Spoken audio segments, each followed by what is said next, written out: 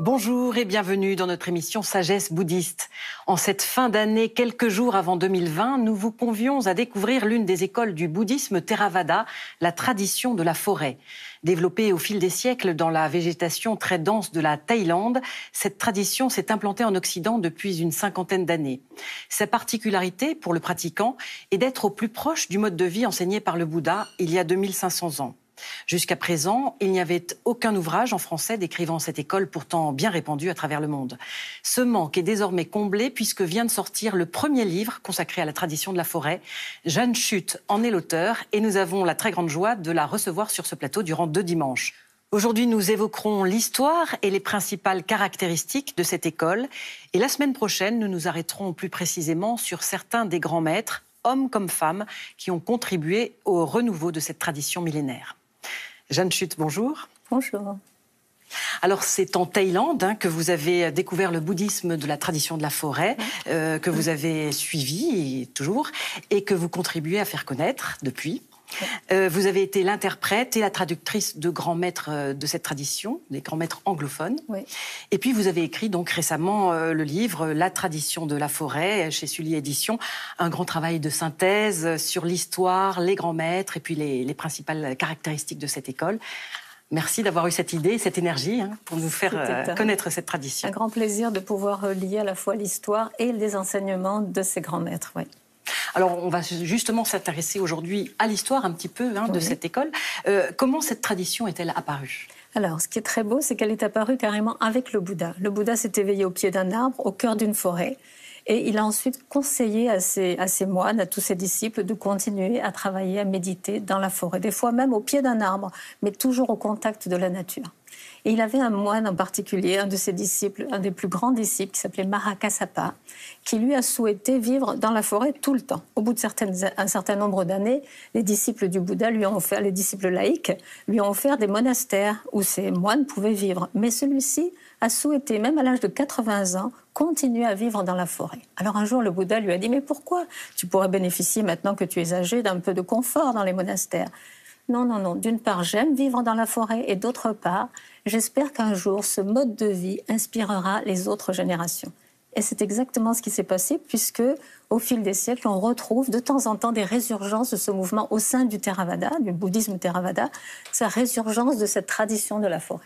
Quelles sont ses principales caractéristiques ? Alors, la vie dans la forêt, bien entendu, mais également 2 autres axes très importants qui se sont avérés être difficiles à implanter en Thaïlande, c'est le respect du Vinaya, c'est-à-dire toutes les règles de vie que le Bouddha a édictées au fil des années où il était entouré de disciples. Il s'est aperçu que la vie communautaire n'était pas toujours facile. Donc, il y a eu beaucoup de règles qui se sont développées, qui permettent une certaine harmonie dans le sangha, dans cette communauté monastique, mais également qui imposent en fait des règles un mode de vie vertueux, puisqu'il y a des règles d'éthique, de respect les uns des autres, etc.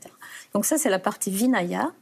Et puis la partie méditation. Donc la forêt, ça ne sert pas à rien, ça sert à se retrouver dans le silence et méditer. Alors c'est une histoire qui a connu des hauts et des bas au fil des siècles, finalement. Elle a disparu à travers les siècles, on en retrouve très peu de traces. On retrouve une trace très claire au XIIIe siècle, où on voit qu'elle s'est implantée en Birmanie et au Sri Lanka.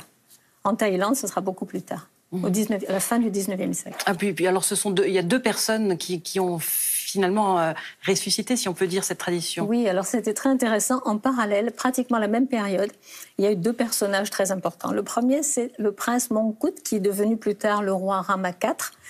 Et lui a été moine pendant 20 ans.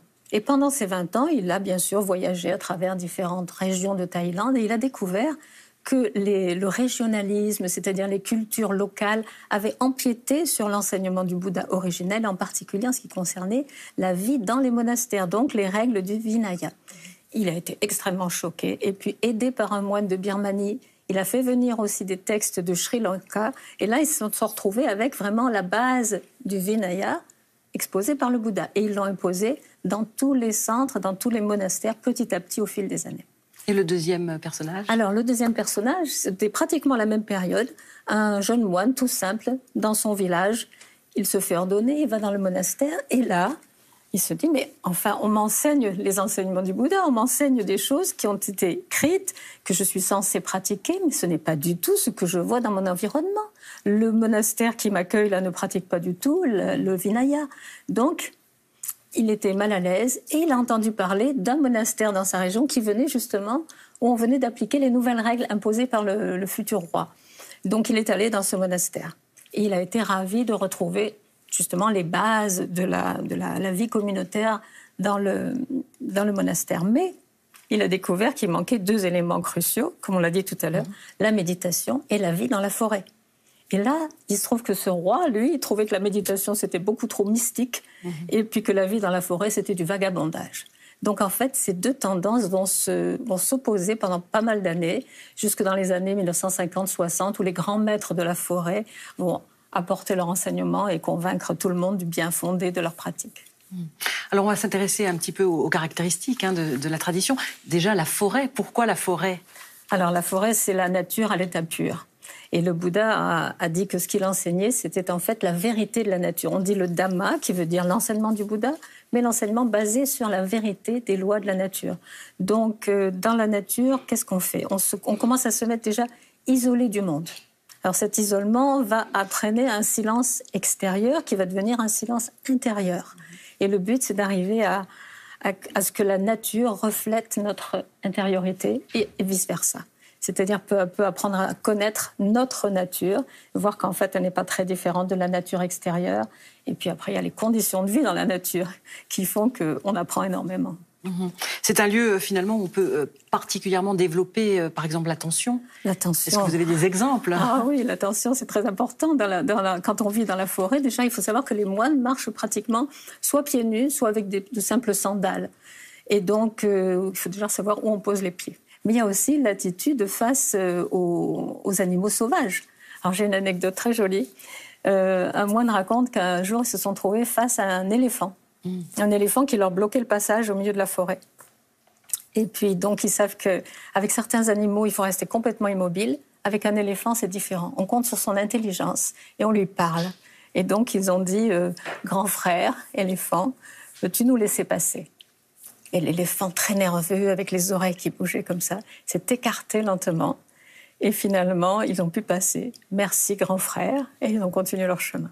Donc, cette attention de ne pas céder à la peur, ne pas être juste vigilant et avoir l'attitude juste dans la situation. Pourquoi est-ce qu'un moine décide de vivre en forêt, justement, vivre en Tudong, comme on dit? Je veux dire, il y a 3 étapes dans la vie du moine Tudong. Il peut y avoir le jeune homme, le jeune moine qui, peut-être avec 1 ou 2 amis, recherche un grand maître. Ils ont entendu dire qu'il y a un grand maître dans la forêt et ils traversent forêt, montagne, jusqu'à ce qu'ils le rencontrent. Il y a d'autres qui se lancent ou qui continuent ce travail en présence du maître. Donc là, le maître va avoir un petit groupe d'élèves, de disciples, qui l'emmènent dans des lieux qui sont favorables à la pratique de la méditation. Et puis, il y a celui qui a trouvé l'enseignement du maître suffisamment valable pour lui pour partir ensuite en solitaire. Et donc, il va chercher une grotte, etc. Donc, c'est un autre mode de vie, chacun en solitaire, en groupe ou à la recherche d'un maître. En quelques mots, est-ce que vous pouvez nous dire un petit peu quel est le quotidien de ce moine qui vit comme ça dans la forêt? Oui, alors ils ont une vie très simple. Ce sont des moines qui renoncent à tous les conforts, ça c'est clair. Mais c'est vraiment... Par exemple, au niveau des vêtements, ils ont juste un ensemble de vêtements. Et par contre, ils ont du fil et une aiguille. Et donc, ils vont rapiécer avec des vieux lambeaux qu'ils vont trouver, ils vont rapiécer leurs vêtements pour qu'ils tiennent le plus longtemps possible.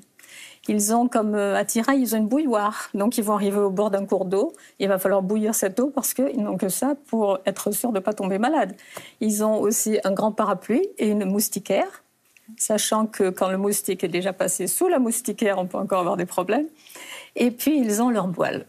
Alors, le bol, c'est vraiment très important puisque c'est ce qui va leur permettre d'aller quémander leur nourriture dans les villages. Oui, parce qu'on est dans une tradition de l'aumône, finalement. Oui, alors le Bouddha a vraiment imposé cette règle aux moines de forêt, enfin aux moines, à son époque, ils étaient tous des moines des forêts, un échange entre la nourriture spirituelle et la nourriture matérielle. Donc, les moines s'approchent d'un village, les villageois non seulement leur donnent de la nourriture, mais ils les regardent vivre.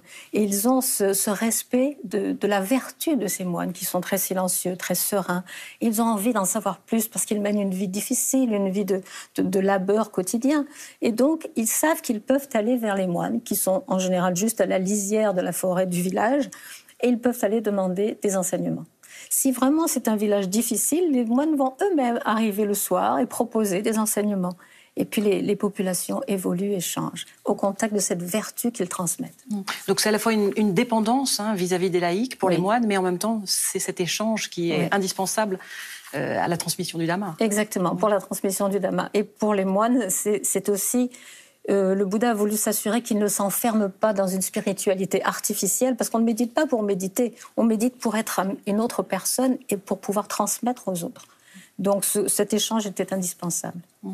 Alors on a parlé de l'isolement, du silence, qui n'est pas forcément un silence comme on le croit dans la forêt, j'imagine. Vaincre ses peurs, quelles sont les autres qualités finalement qu'on peut développer dans la forêt?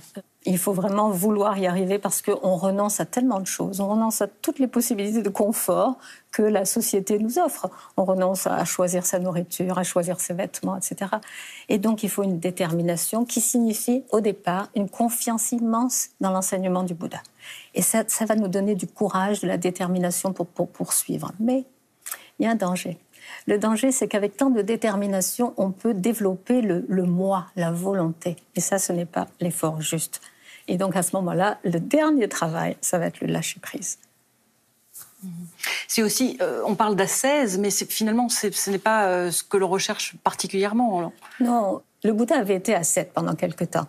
Et il a dit c'est un extrême qu'il ne faut pas suivre. Il a aussi été prince, c'est un autre extrême qu'il ne faut pas suivre. Trop de confort, ça n'aide pas. Mais le juste milieu, c'est une vie où ce sont des pratiques qui permettent surtout aux moines qui avaient le plus de difficultés, qui permettent de recentrer leurs pratiques. S'ils ont par exemple des tendances à trop manger, ils vont faire qu'un repas par jour. Des tendances à trop dormir, ils vont dormir assis. Voilà, ce sont des pratiques qui sont spécifiquement pour lutter contre nos difficultés particulières. Finalement, c'est une tradition qui permet d'acquérir toutes les vertus nécessaires à l'avancement sur le chemin de l'éveil et sur l'octuple sentier. Alors, l'octuple sentier, effectivement, a 3 axes. La moralité, la vertu, donc là, on est dans une situation de vie où les moines s'entraident énormément, donc ils peuvent avoir que de la bonté les uns vis-à-vis des autres. Et la seconde, c'est la méditation qui implique la concentration. Alors sur la concentration, quand on se trouve dans une grotte par exemple, face à un tigre, alors on est bien tranquille en train de méditer dans une grotte, et puis un tigre revient de sa chasse, on sent l'odeur du sang, et puis on dit il a mangé, mais il va falloir rester très, très paisible, très concentré. Et des fois la peur arrive à un tel degré qu'en fait ça renforce énormément la concentration. On a beaucoup d'exemples de moines de forêt qui parlent de ces situations-là. Reste ensuite la pensée juste, pensée bienveillante, et puis la compréhension juste, qui est le bout du chemin, la sagesse. Et l'éveil, si tout va bien. Merci beaucoup, Jeanne Chut. On va donc vous retrouver la semaine prochaine pour la suite de l'émission consacrée à la tradition de la forêt. Donc, en 2020, nous allons nous retrouver. Oui, alors justement, avant la fin de l'émission, j'aimerais souhaiter une bonne fin d'année à tout le monde, mais également souhaiter beaucoup de bonheur, et ce que j'appelle le bonheur qui ne dépend pas des circonstances extérieures. Un bonheur qui soit cultivé à l'intérieur pour que, quelles que soient les circonstances extérieures, on puisse y faire face. Merci beaucoup. Avant de nous quitter, voici quelques livres en rapport avec le thème de l'émission. Tout d'abord, La tradition de la forêt, histoire et enseignement des grands maîtres du bouddhisme Theravada, de notre invitée Jeanne Chut, édition Sully. C'est donc le seul livre aujourd'hui entièrement consacré à cette fascinante tradition dont la devise pourrait être « Simplicité et lâcher prise ». Être ce qui est par Ajahn Chah, traduit par Jeanne Chut, chez le Prunier Sully.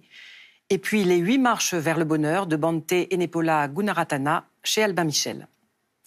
C'est donc la fin de cette première partie d'émission consacrée à la tradition de la forêt. À revoir en replay sur France TV.